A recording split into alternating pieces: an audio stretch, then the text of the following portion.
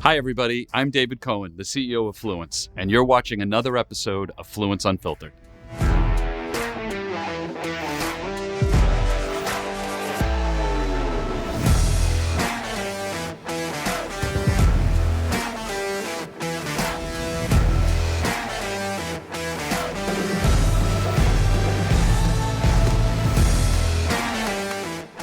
Today we're here with Brad Nattrass, who's the CEO and founder of Urban-gro. Fluence and Urban-gro have been doing business together for almost 4 years, and I've been watching Brad grow and build this company as he went from a small startup and a founder who was doing everything to now a publicly listed NASDAQ company. Urban-gro's insight into the controlled environmental agriculture sector are vast. It's all over the world, and it's in cannabis and in commercial agriculture. And today we're going to talk about the insights that he's found as growing the company and what he sees in the world going forward, and how that compares to some of the things that we see at Fluence, and get a little bit into our partnership as we've been working together for so long. Big warm welcome, Brad. Thanks for being on the show. Dave, thanks for having me. Yeah, my pleasure. Congratulations to you and your team for putting together a phenomenal and informational series that's great for the viewers and very informational for them to learn about the industry. Thank you. Thank you very much. So Brad, an uplisting to the NASDAQ, I can't imagine that that's an insignificant event. The pressure, the stress, and going through everything. So as part of the process of uplisting to the NASDAQ, we had a roadshow. We had over 50 meetings with family offices, institutional funds, high net worth individuals. And I laid out a plan at those meetings, and that plan was we will be a leading provider of turnkey services and design, build capabilities for the controlled environment ag marketplace. And that at the time was also cannabis and food. Okay. So you saw it then? Yeah. When you were selling we saw it then. Okay. And to do that, we would have to make some strong acquisitions. You know, we've talked a lot about controlled environment agriculture, CEA.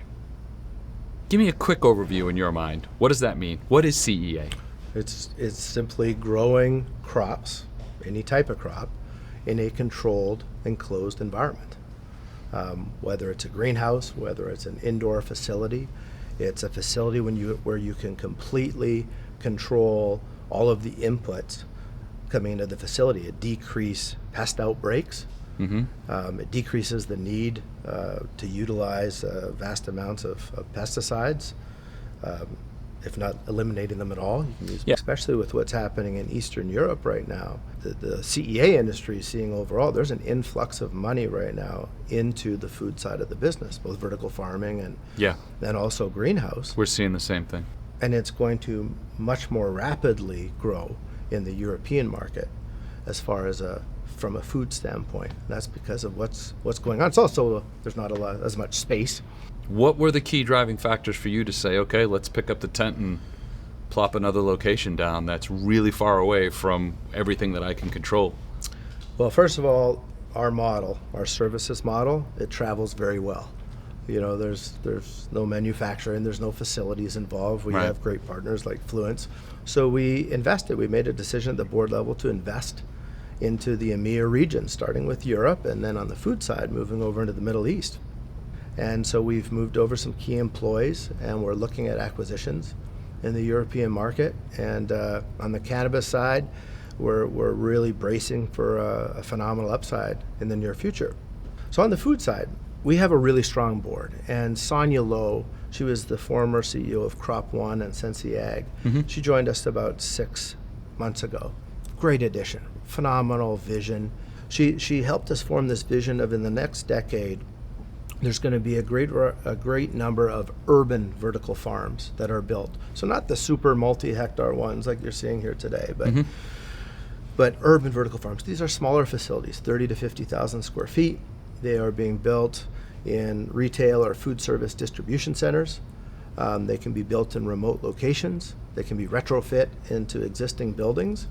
As autonomous vehicle usage and rideshare usage increases, it's her view that parking lots, parking garages will start to transform into these urban vertical farms. Oh, wow. That's so cool. That's an area. Yeah. Look, we're focused as a company to date on indoor controlled environment ag. We haven't stepped into the into the greenhouse stage at this point. So we have actually last year in Q4 signed a contract with a design build operator where we're the design build arm, but we have a contract with urban health farms in Europe to design build 20 of these urban vertical farms for them throughout Europe over the next 5 years. So, the execution of the build is tied to them locking in the contract with a retailer, for example, or a food service distributor, Yep. and then they bring us in to build out that facility. But I would say, echo exactly what you just said. That's all for today on Fluence Unfiltered. Subscribe now to be alerted when our next episode goes live. We'll see you then.